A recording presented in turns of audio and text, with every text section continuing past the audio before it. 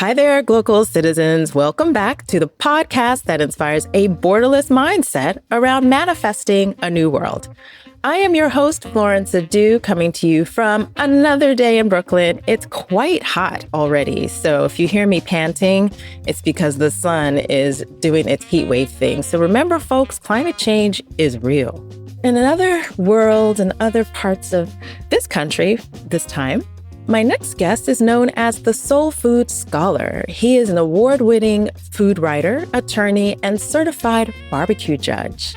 Two of his books, his first in 2014, Soul Food, The Surprising Story of an American Cuisine, One Plate at a Time, and most recently in 2022, Black Smoke, African Americans and the United States of Barbecue are the James Beard Foundation Award for Reference History and Scholarship winners. His second book, The President's Kitchen Cabinet, the story of the African Americans who have fed our first families from the Washingtons to the Obamas, was a finalist for the 2018 NAACP Image Award for Outstanding Literary Work in Nonfiction. He is also featured in the Netflix hit docuseries High on the Hog, How African American Cuisine Transformed America. He is currently the executive director of the Colorado Council of Churches, and as such is the first African American and first lay person to hold that position. As well, he is the co-project director and lead curator for the forthcoming Proclaiming Colorado's Black History exhibit at the Museum of Boulder, and so much more. Adrian Miller, welcome to the podcast. What up? Good to be with you. Hi. So let's get started. My first question is going to open a flood of gates. So where are you from? Where are you local?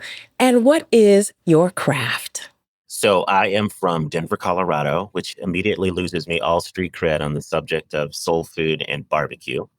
So I have to win people back by telling them my parents are from the South. My mom's from Chattanooga, Tennessee. My dad's from Helena, Arkansas. So these are the food traditions I grew up eating, even in an unlikely place like the suburbs of Denver. And my craft is, I call it reviving and discovering and sharing stories of African American food culture. And I say reviving because what I found in my research is a lot of our stories have been told. So it's not the typical situation where African Americans have been vanished completely from history. It's just that history was told, and we haven't done a great job of keeping those stories being told. So I call myself a revivalist in that sense because I'm finding these stories of amazing African Americans in old newspapers, magazines, books, and I'm bringing it to a 21st century audience. And we love it. We love it. So Colorado, a subject that's near and dear to my heart. And so how did your family make it from the South to Colorado? So my parents arrived separately. So my mom was getting away from a bad marriage in Chattanooga, Tennessee, and she already had a sister and aunt living in Denver. And so that was a logical place to go. And that's often what you hear with migration stories, right? People go to a place where some family's already there. And my dad was in the military. So he had a short stint in Colorado, and he just kind of liked it. And so decided to stay here. And then they met in church, Campbell Chapel African Methodist Episcopal Church. And that's the church I still go to this day. So that's how they connected. So different routes, and then met in Denver. Okay, wow. So as you all know, listeners, I grew up in Colorado, so that's one of our connections. But we also have another connection, which is the same university. So Adrian and I both are Stanford University alumna. That's kind of the genesis of this conversation. We recently met at the Stanford Black Alumni Summit, which was in Washington, D.C. in the spring. And so I want to understand more about how your craft came to be. So how were you inspired to move? Give us a little bit more about your background, but prior to becoming this food writer, and how that became your craft of reviving and telling those stories. Well, the short answer is unemployment. But the longer answer is, so I was a lawyer by training. So I practiced law for about 4 years, and I hated it. It just got to the point where I was singing spirituals in my office. So I thought, well, I need to do something else. And so I was going to open up a soul food restaurant. But then I got a chance to work for President Clinton in the White House on something called the Initiative for One America, which was an outgrowth of his initiative on race. And the whole idea behind the initiative on race is that if we just talk to one another and listen, we might realize that we have a lot more in common than what supposedly divides us. So I was at the very end of his second term when I did that job. And so at that time in my life, I wanted to be in politics. I thought I would eventually become a US Senator representing Colorado. So I was trying to get back to Colorado to start my political career. And the job market was really slow. I'm not even going to tell you what shows I was watching on daytime television to pass the time. And at depth of my depravity, I said, I should read something. So I went to a local bookstore and I found this book called Southern Food at Home on the Road in History by a guy named John Edgerton.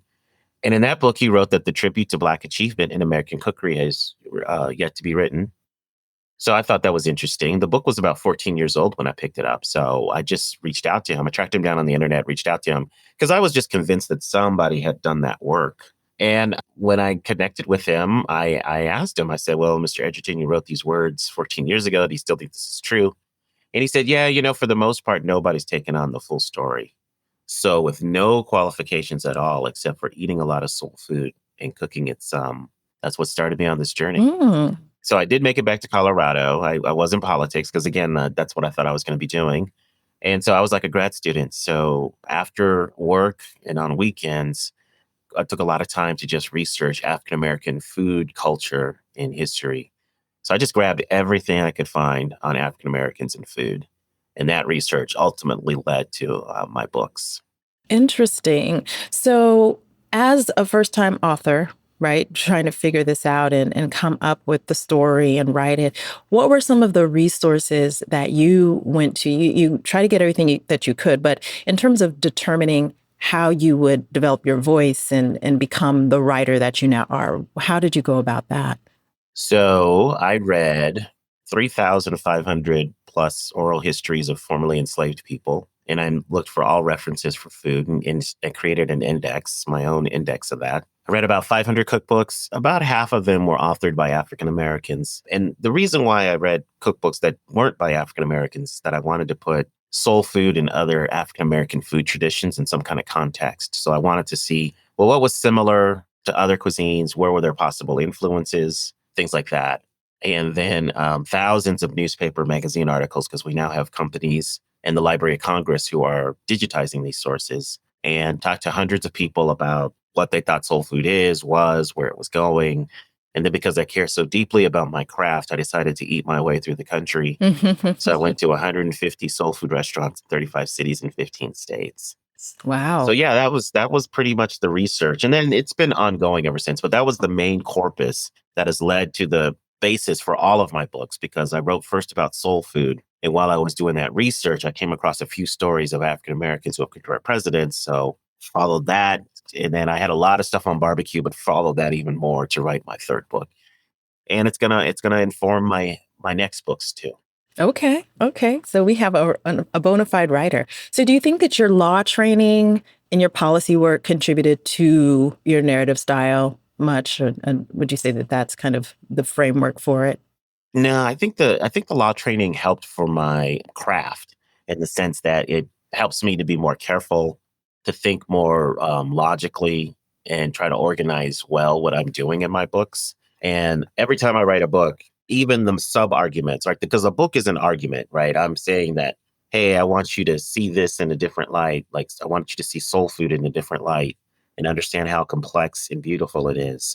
With the presidential chefs, I wanted to say, I want you to understand that these group of people not only nourished our first families, but affected our nation, not only in terms of food, but civil rights. And then with barbecue, it's like, hey, it's messed up. Y'all can't talk about barbecue without acknowledging African American contributions. And so an argument requires logic. And I know that's not as fashionable these days. A lot of times argument passes for emotional gut appeal, and that's enough. Mm-hmm. But in an argument, you have to figure out, okay, what's the point I'm trying to make? What's the evidence to support that point? And then how can I marshal the evidence in a persuasive way to make my point and try to persuade the person to agree with me? And so law school definitely helped me to think critically about things. And then I think the rest of my and then there's a scholarly feel to it that comes from having been in law school and Mm-hmm. also being a nerd. And then the other part of it is just rounding it out with my personality and humor, because I want people to feel like when they're reading my books, like they're sitting down and chilling and just talking to me. And I want the material to be accessible. And so all of those things are really important to me. So yeah, so being in law school definitely helped shape me as a writer, but I would say a lot of other things came into being Sure. to give my craft a certain vibe. Sure. Makes a lot of sense. So let's take another step in the time. So you were in Washington, D.C., and you wanted to get back because you had political aspirations in Colorado. And so we know that that's kind of the why, the where of it. But let's drill down into the grand state of Colorado, our colorful land. Tell us a little bit more about why, the where. So how did you come to be working, playing, and living where you currently reside and live, and where you're doing your work specifically? Yeah, so I returned to Colorado to get into politics. That was the main motivation, and that's not something I want to do now. Mm-hmm. So my current day job, because this writing stuff is very fun, but until very recently, it wasn't lucrative. So that's changing. But my day job is I run something called the Colorado Council of Churches, which is a organization that gets church folks to get to know each other beyond their denominational silos. And then we collectively do social justice work. So that's the day job. So that keeps me rooted in community here. And not only am I an advocate for African American food culture, especially how it plays out in a place like Colorado, but I'm becoming known increasingly as a Colorado food advocate, particularly in barbecue. So, yeah, so I feel connected to this place. It's home. It's a beautiful place. It's grown. Denver has grown a lot, but it's still the place that I call home the most. I can't imagine living in too many other places voluntarily. So, Right. yeah. What part of the city are you in? I'm in the southern part of the city. So the closest big kind of intersection would be Hamden and I-25. Okay, South Denver. Yeah, so very southern edge, right on the border with the Denver Tech Center. Got it. Okay. We know that area. You have a clear view of the mountains, as in most of Denver. Yep. So quite nice. Okay, so your work in the day job space is actually quite interesting. So how did you find yourself in that work in terms of running this organization? And how are you finding, particularly in the current political climate, spiritual climate, all those things, how are you seeing that work evolve over time? So it started out with my work in politics. So when I got back to Denver, I worked at a think tank, progressive think tank called the Bell Policy Center. And so I did outreach work. And so being a person of faith, I felt like the progressive part of our political spectrum in the United States often it shies away from forming bonds with people of faith. I think there's a wrong assumption that people of faith are extremely conservative and not interested in progressive values, which, like any group of humans, there's going to be a spectrum. And so I thought it was really important for progressive people and progressive policymakers to connect with progressive people of faith. So I started that work, and then I continued that when I was working for Governor Ritter. And it was really in those years of doing outreach that I connected to the Colorado Council of Churches and found them to be allies on a lot of important issues. And then after my stint with Governor Ritter ended, the guy who was running the Colorado Council of Churches said, hey, you ought to think about applying for my position. I'm going to retire. And I was like, no, come on. No, I'm not a preacher. And he said, no, you don't have to be. You just have to have a heart for social justice, which is what you do. So I just applied because I thought, well, this guy thinks so much of me. I need to actually apply. And then I ended up getting the job, much to my surprise. So you mentioned that in the sense of, being a writer, you have to have a day job in some cases. And so the economics and the process of actually getting your books published. So you did all this research. It was your passion project. You thought it was very interesting. So how then did you find the right publisher? And I'm wondering, are you with the same publisher, the right publisher and the right team to work with you to get these stories out? So I lucked out, because for a lot of first-time writers, especially someone who does not have a reputation in a field, it's hard to get a literary agent who will shop your book to publishers. And it's even harder to get a publisher interested in you directly without going through a literary agent. So I had joined and I was part of something called the Southern Foodways Alliance. And I was doing some programming for them. And I gave a very short speech on why red drinks are significant to African Americans. And after that, senior editor at the University of North Carolina Press named Elaine Maisner came up to me and said, hey, I want to talk to you about your book. Because one thing that I did, and some people don't do this, but every chance I got, I told people I'm working on a book on the history of soul food. And, I always encourage writers. I say, look, just share your dream because you never know what's going to happen. And people are told to keep things close to the vest because, there are times when people steal your idea and run with it. And so I don't want to minimize that because that does happen. But I think at some point you have to have confidence that you're the only one that can tell the story that you want to tell. So because of that, Elaine Maisner from University of North Carolina Press, who would eventually become my editor, and University of North Carolina Press would become my publisher, that led to a book deal. And the other thing that happened is I got a literary agent indirectly. So there's a place called Zingerman's Deli in Ann Arbor, Michigan. And so one of the founders of that company, Ari, comes to the Southern Foodways Alliance every year. And so he heard my thing and he said, oh, hey, we do an African-American dinner every year at Zingerman's. So we would love to have you be the speaker. And so in preparation for that event, they do a lengthy interview of who the speaker is going to be. And so this newsletter gets sent all around the world. They send their products all around the world. And so a literary agent in New York read that interview of me and said, oh, well, this guy sounds interesting, and asked for permission to contact me. And then he became my agent for the first book. Okay. So I no longer have an agent, right? At least not right now. Okay. I've represented myself on the last 2 books. Sure. And, so that's been an interesting journey as well. So that's how it happened. So, and I've been unusual in the sense that I had people come to me, not a lot of people, but some, and sometimes one is enough. Yeah. Yeah. So that's why I use that as an example of it. Good things can happen if you share your dream. I agree with that. I think we have to believe that, as you mentioned, your idea, you have this unique perspective. And so sure, someone might have it, but your vision is yours. So if you really believe in it and understand it, then no one can steal it and no one's going to incarnate it the way that you envision it. So yeah. So let me ask this. Why are red drinks so important in African-American culture? Well, I think that red Kool-Aid is the official soul food drink. Okay. In Black culture, we understand that red is a color and a flavor when it comes to food. So we have 2 ancestral red drinks that crossed the Atlantic during the era of the slave trade, African slave trade. And so one is cola. In a lot of West African countries, there's a red cola nut tea. There are white cola nuts and red cola nuts. And so as a hospitality drink, you will be offered a red cola nut tea where basically you get some water, put some red cola nuts in it and sweeten it to taste. And then also hibiscus. There are several West African countries that have a hibiscus-based drink that goes by different names, depending on where you are. Zobo. Sobolo. Bisap.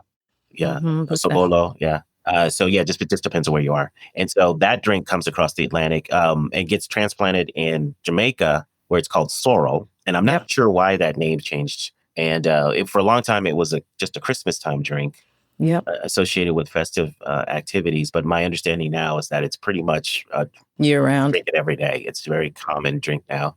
And that spread around the Caribbean and into South and Central America. And Latino people have embraced it. So you can go to a taqueria here in the U.S. and ask for agua de Jamaica water, and you're drinking a riff off a West African drink. And so that's the background. And so fast forward to the American South, when you look at all of these accounts of social gatherings of African Americans, whether enslaved or free, there usually is some red-colored drink that is lubricating that social event. And it just shows up. It's like it could be red lemonade, red Kool-Aid, a carbonated beverage, hibiscus drinks. All these things are showing up. And I don't think that's by accident. Right. Some people have mused aloud, why red? And one common explanation that I had, and I think people are speculating, we don't really, really know, is that red represents the blood shed by our enslaved ancestors.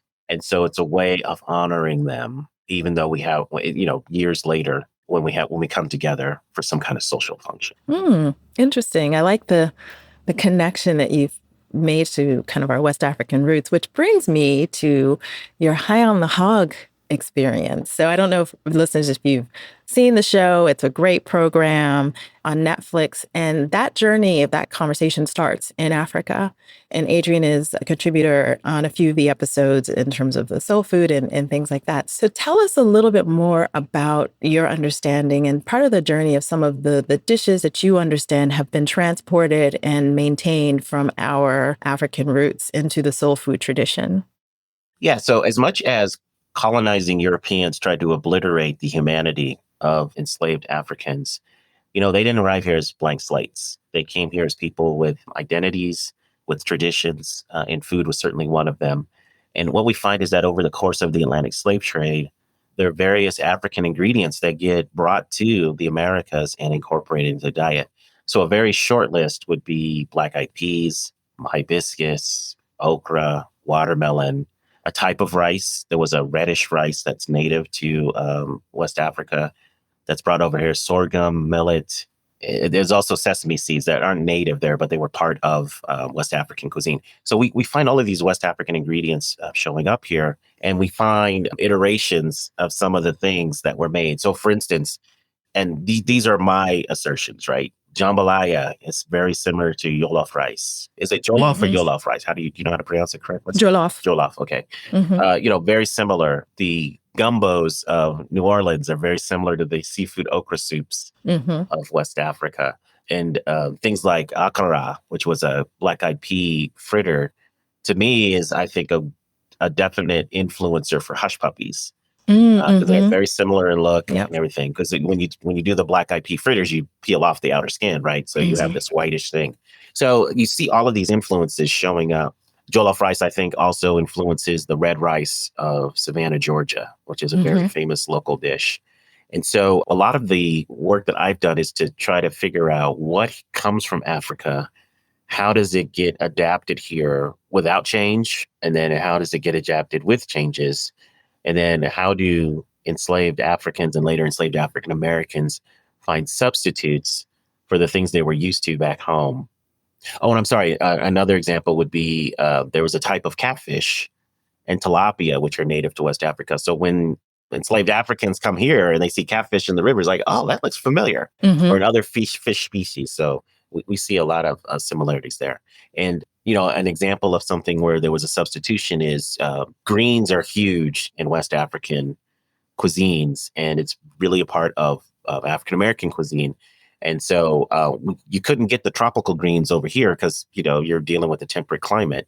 And so we find that our enslaved African ancestors substituted the bitter greens of Europe for the greens that they were used to in West Africa. And so instead of getting bitter leaf in West Africa, now you're using collards, mustard, kale, turnip, cabbage, that kind of thing. So that's the raw ingredients part. And then those are examples of some dishes. And then we look at the cooking techniques, the combination of kind of meat and vegetables in one-pot meals, the blurring of the lines between savory and sweet, the use of certain techniques, deep frying tradition, things like that. All of that stuff shows up in the American South. A love for chickens. Pork was forced on us in here in the Americas because that was not something indigenous to the West Africa. So it's just been a fascinating journey to just discover how the ingredients, culinary traditions, and techniques of West Africa, Western Europe, and the Americas all come together in the American South and create these things like soul food, Creole food, low country cuisine, all of those things. Makes a lot of sense. So speaking of localities as well, I have what I call my Glocal Speak question. So we want to hear what you hear. And I ask you to share a word, a phrase, or a saying that is a meaningful part of your local experience and why or how you came to value it as Glocal Speak. So one thing that I love that's local speak here in Colorado is a phrase called ways out. Oh, yeah. You don't hear it in a lot of other places. You really don't. Yeah, I'm just kidding. And I just love that phrase. And I don't know how it came about. Yeah, you're cracking up because, it's bringing back memories. Yeah. But, it's a Black people's phrase here. And I don't know how it came about. Yeah. But that's just one of the things that I love. Yeah, in Colorado. So that's the thing that immediately came to mind when you asked. Yeah, I love it. That's a good one. Yeah, it's just, and I haven't heard it in years. And so it's so funny. Yeah, that's a good one. Ways out. Uh-huh. Yeah, nobody says it now either. I can't say that I've heard it. So it's in memory. It's like it was something that it seemed was said in the 70s and 80s. Yes, I think by the 90s, it was phased out because I remember my sister's friends, that was something that one in particular, that was her go-to word. And so, because she was a jokester as well. So, yeah. Wow. I think it's time to bring that back. Yeah, I think so. Because it's cute. It's a cute saying. So, yeah, I like that one. Nice. Okay. So let's talk a little bit more about some of your current projects. So this new project that your latest book, no, let's start with your latest book, which was recently awarded a James Beard Award. Congratulations. Thank you. And so tell us more about this barbecue cred that you now have. Like you mentioned, Colorado doesn't have barbecue, but I remember so many barbecue traditions. Like one of my girlfriends, her father owned Sam Taylor's Barbecue, which is at the City Park Golf Course, and then moved to Cherry Creek. He's retired, so that's closed down. There are so many, so many. So tell us more about your Colorado barbecue experience and then how that is now this, more international, national role for you. Oh, and let me clarify. So Colorado has always had barbecue. I guess the thing is that we aren't known for it. Sure. And we've had African Americans doing barbecue since the mid 1800s. And we have long, long traditions and actually small world moments. So Sam Taylor and his wife went to my church. Oh, okay. So I probably know your girlfriend. Yeah, Jana. So yeah. Shout out to Jana and Seth. Yeah. And so it's been really interesting to talk about the legacy of barbecue in Colorado, to talk about people like Columbus B. Hill, who in the late 1800s was doing barbecues for 25,000 people in central Denver, to talk about people like Daddy Bruce, longtime barbecue people in Denver, and his son as well, who did a lot to shape barbecue in the state. Also, people like Sam Taylor, a beloved spot, Winston Hill, former New York Jets offensive lineman who ran a spot, and now his daughters are carrying on that legacy. So yeah, there's a lot of barbecue culture here. And the interesting thing about Colorado barbecue is we were known for bison and lamb. So in Colorado was known for lamb so much that if you went to a knowledgeable butcher and asked for a Denver rack, they would give you lamb ribs. And for whatever reason, we just got away from that heritage. I'm trying to actively bring it back. I'm trying to engage some entities so we can have a contest to create a signature Colorado barbecue dish. Okay. Yeah, I like that. It'll either be lamb or bison, maybe one of each. We'll see. Okay. Yeah, and bison makes a lot of sense because it's very local. Yeah. So we had restaurants here, not only in Denver, but up and down the Front Range. There was a guy, Melvin, I can't remember his last name, but there was a guy for years in Fort Collins, people in Colorado Springs, especially with the military. You had a lot of people coming in and out, barbecue joints there, Pueblo. And then, all over the place, you got the brother and sister just on the side of the road doing their thing. And then barbecue culture was very rich in church. A lot of Black churches would have fundraisers or build community through barbecue. There was a church on the corner of Colorado Boulevard and 26th that every Saturday during the warm months, they would have barbecue. They would just set up. That's my corner. Yeah. Yeah. I don't know if we do that still. No, not anymore. Okay. Yeah. Is that because the church changed that closed? Yeah, there was. So, there was a huge transition, I think, of, I want to call it the gentrification, but the church management, the church, I think it changed. It was Gethsemane, yeah. Gethsemane, yes, that church. And so, yeah, that's my corner right by the City Park golf course. And so, yeah, every Sunday, big to do, a little bit of traffic sometimes. And yeah, since that whole Four Corners, since there was a redevelopment of the houses that were catty corner that changed. And so I think they own some property and just sold the church or something. So yeah, it's not the same anymore. So yeah, you've got that kind of part of the culture too. But I tell people barbecue was not a huge deal in my own upbringing. We, as a family, we had barbecue really just Memorial Day, 4th of July, Labor Day, and maybe a few times during the year. But I eat far more barbecue now than I did growing up. It was a beloved part of our culture, but it was not like a main part of it. Right. I think a little of that is just kind of the changing of lifestyle. I think people's lifestyles have moved outside more. So people are grilling, on a daily basis in the summer sometimes. So you're just having more of that happening. And I think socializing has changed a bit. So there's just more Saturday City Park barbecues, that type of thing that's going on. Well, the other thing is just barbecue is hugely popular, much more than it was 30, 40 years ago. That's true, too. Hugely popular. The number of barbecue restaurants that we have now compared to 30 years ago is just staggering. So true. Yeah, that is true. And so if you were to kind of try to pinpoint why that potentially is in looking at an industry perspective. Would there be an industry impetus, and in which part? Would it be the suppliers or would it be the food, like the chefs, the restaurant culture? What would you say? It's television. Okay. So yeah. the Food Network, Mm-hmm. emphasis on barbecue programming, turning fine dining chef Bobby Flay into a barbecue expert. Mm-hmm. The shows that he ran. In 2004, they started really doing a push on barbecue programming, and they've done that ever since. And then the other game changer was Discovery Channel's. Well, I don't know if it was on Discovery Channel, but anyway, Barbecue Pitmasters.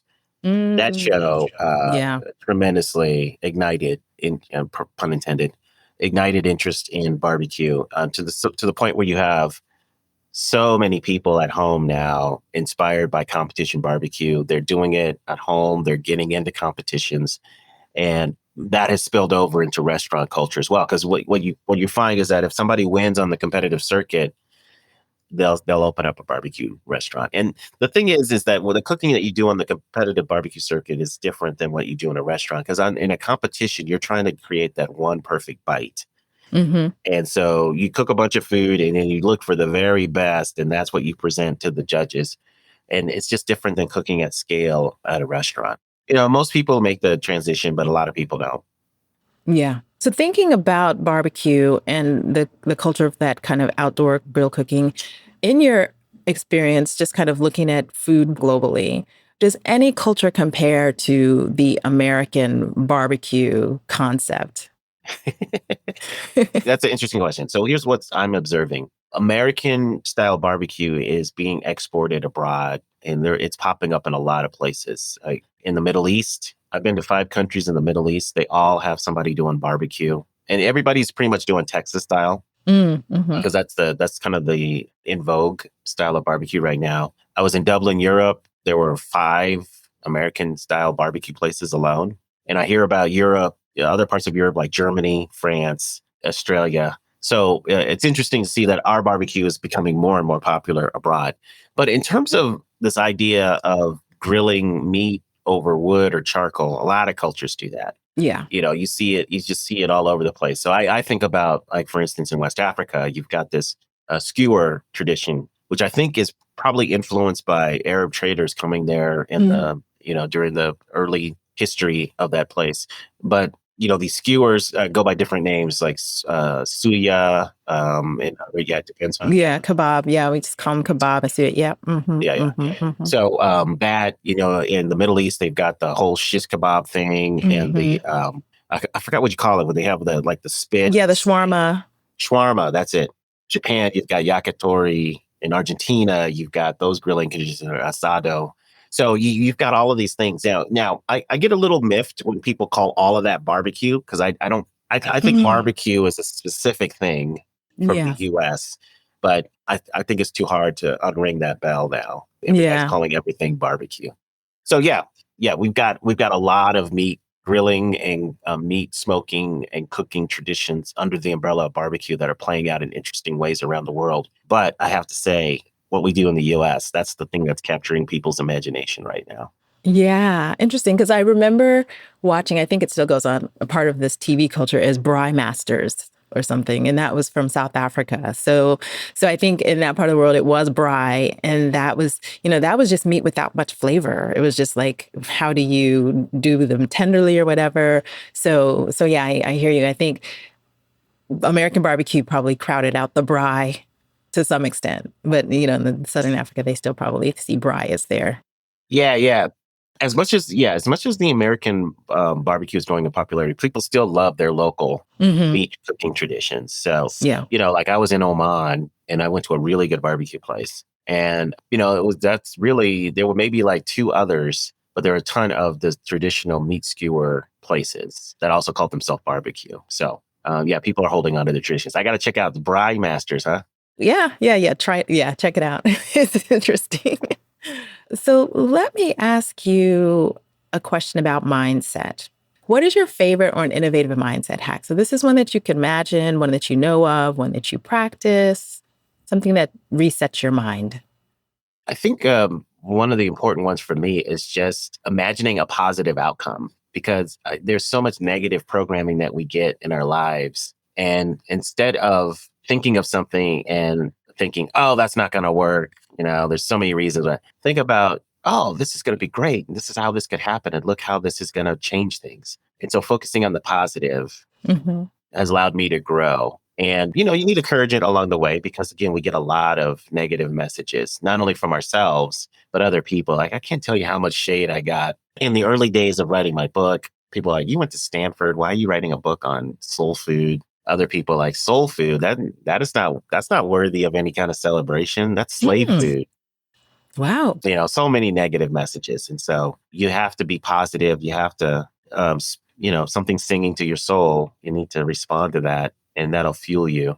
So I think the biggest hack for me has just been reframe. Even when I hear the negative voices, reframing it into a positive way.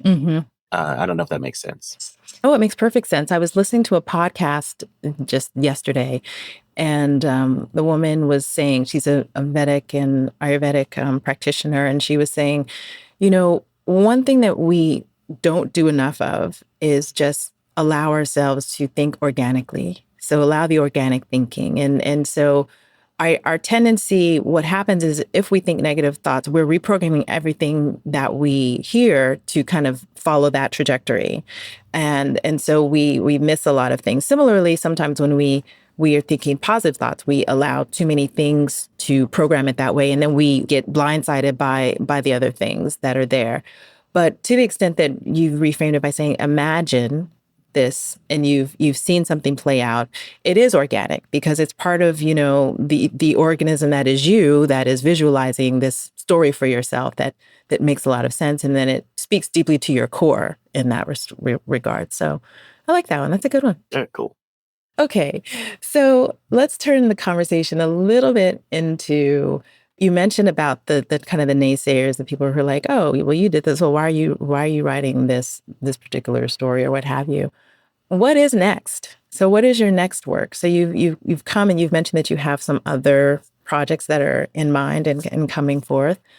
What's the next? So one thing I'm thinking about a lot is history of African-American street vendors and an exploration of how they shape the food scenes of a lot of our major cities.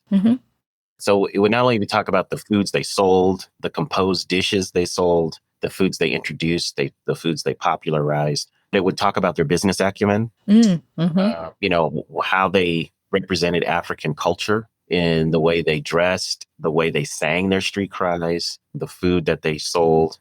And white observers often were, making fun of them or talking about how weird they were and stuff. But that's because they weren't interpreting the Africanness of what, properly interpreting, I would say, the Africanness of what these street vendors brought. Because when we look at connections to West Africa, we can see, there's a reason why they were wearing that color when they were selling, because they believed it would bring them good fortune because their spiritual practice told them that.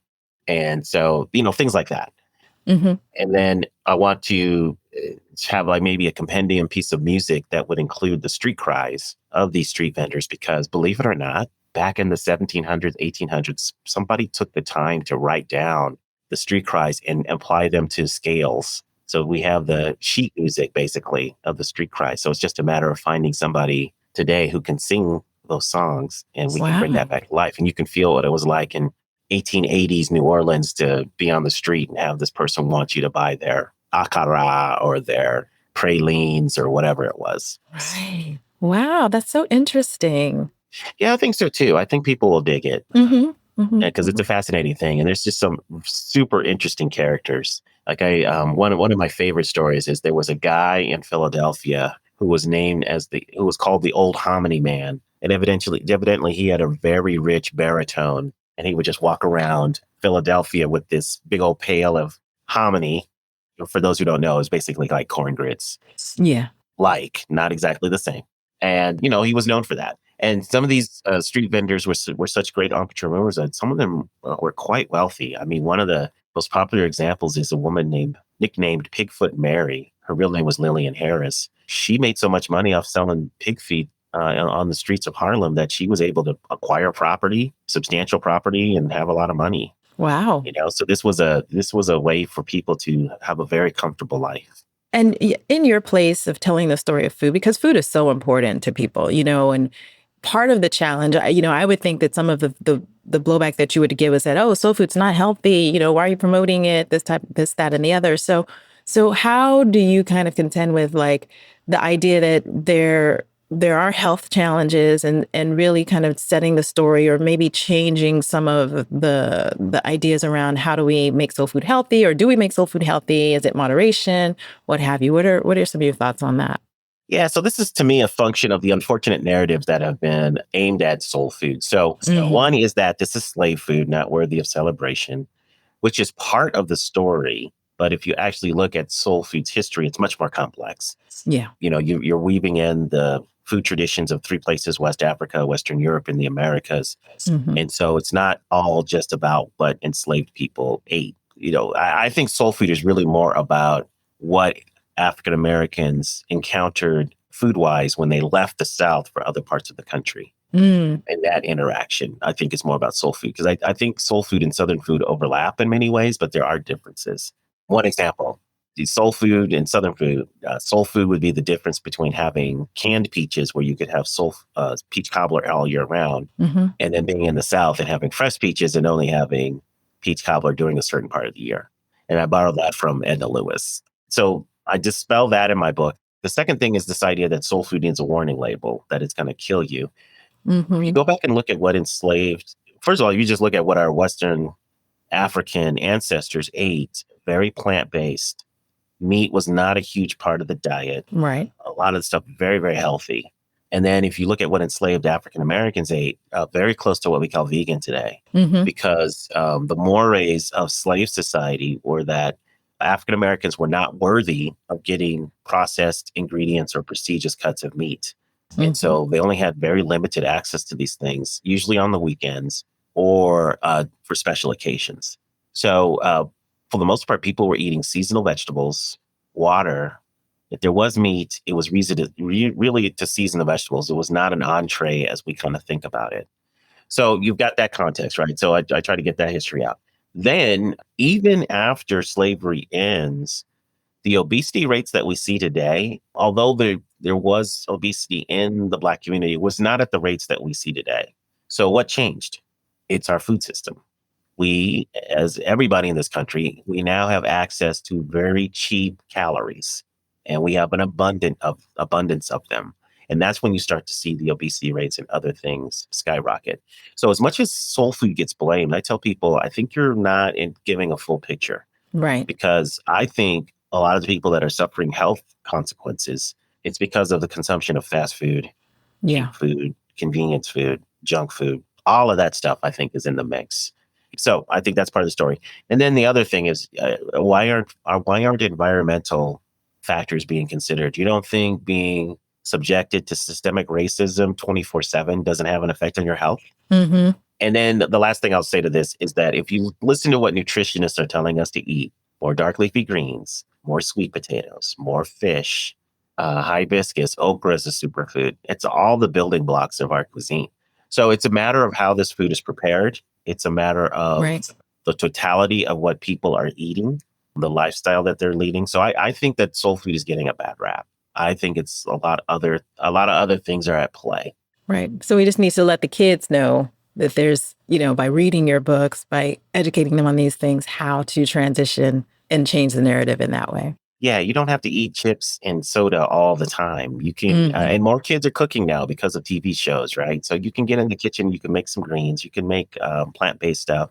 Vegan and vegetarian is the hottest trend in soul food right now. There's a lot of creativity in those spaces. So my hope is that we start to reconnect to the foods of our past and embrace the exciting things that chefs are doing now to create ways to create healthy food that's enjoyable, fun to eat. Yeah, nice. I like that. So, Adrian, tell us who is the Adrian that's not writing, that's not a scholar, that's not researching. I like to ask this question, which is, are you a reader, a watcher, or a listener? And what are some of your favorite reads, watches, or listens in your spare time? Yeah, all of the above. So I'm a real nerd when it comes to food history. So a lot of times I'm reading more cookbooks, like historically bent cookbooks. But these days, I'm trying to learn more about West African food. And it's a challenge because West African societies tend to be more about oral traditions.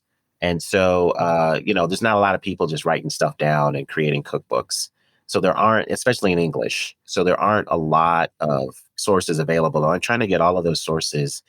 And with the increased availability of West African ingredients, because we have more and more West African stores now in places like Denver, or really Aurora, I have access to those ingredients. So now I can actually start making these dishes. So I want to start making these foods. So I'm going to mispronounce the cookbook, so I'm not even going to try. But just I'm reading more and more cookbooks, and still like food histories. I gravitate to people who are doing really good, interesting work, because I think it helps inform my work. It makes me better. When it comes to watching TV, I'm a big sci-fi fan, so I watch a lot of Star Trek. The original series. That was my first love. I watch news, not as much as I did in the past, but I do watch news. I think, I noticed that I watch a lot more reruns than I should. I should start watching. They're like all over the place, though. Like I'll just be doing some mindless and the Jeffersons are on, and I'll just be like, I remember the Jeffersons. Yeah, so, you start singing that song. Yeah, exactly. So that kind of stuff. And then, but so what is your go-to rerun, or what are some of your favorite reruns? I watch a lot of Law and Order. So the regular series and then the Criminal Intent series. I never watched a lot of SVU, but so I watch a lot of Order, Star Trek, all the iterations of Star Trek. What else do I watch a lot? I watch Criminal Minds, but then I don't know. I started feeling like I was getting affected by that. All the evil. So I kind of cut back on that one. Right. And then the other thing is I'm just a big sports guy. So mainly basketball.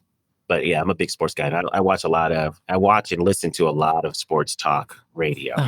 Okay. And then in terms of listening, most of my musical tastes are, besides talk radio and, national public radio, things like that for news and other things. My musical tastes are frozen in the late 1980s, early 1990s. So listening to tunes from that era. Got it. So we'll have a little link to some playlists from the 80s and 90s and help and so all this will be in the show notes, folks, as always. We'll have rich show notes actually this time. Adrian has given us a lot of food for thought. So be sure to check out the show notes. So, Adrian, this has been wonderful. I really appreciate your time and your insights into food culture. So before we sign off for today, do you have any last thoughts to share with the audience? For aspiring writers, like I said earlier, you share your dream. The second thing is to do the work. There's a lot of people taking shortcuts and making up stuff. And in our time, because there's such a flood of information, it saddens me that people do that because they kind of know that nobody's going to take the time to really check sources and stuff. So, do the work, share the dream. And then the other thing is just really, you need to believe in yourself, especially if there's something that's singing to your soul. Try to pursue that as best you can, but do not give up the day job until you're making enough money with the dream. Right. Not give up the day job. Exactly. That is a wise sentiment. So thank you for that. All right, listeners, this has been another episode of the podcast. You can catch us each and every Tuesday with new episodes at glocalcitizenspod.com or wherever you get your podcasts, Apple, Google, Amazon, Spotify. You get the drift. Leave us a review, tell a friend. It helps people find good content. And you can find Adrian at Soul Food Scholar, I think on all platforms, right, Adrian? That's right. Yes. So check out the Soul Food Scholar and his website, which is his name, or just clarify, because I think there might be a middle initial in there, or is it? Yeah, there's an E, because there's another Adrian Miller. Can you believe that? So there's an Adrian E, but if you just do soulfoodscholar.com, it'll get you the same place. There we go. Soul Food Scholar. Wonderful. So yes, check us out, folks. And until next time, bye for now.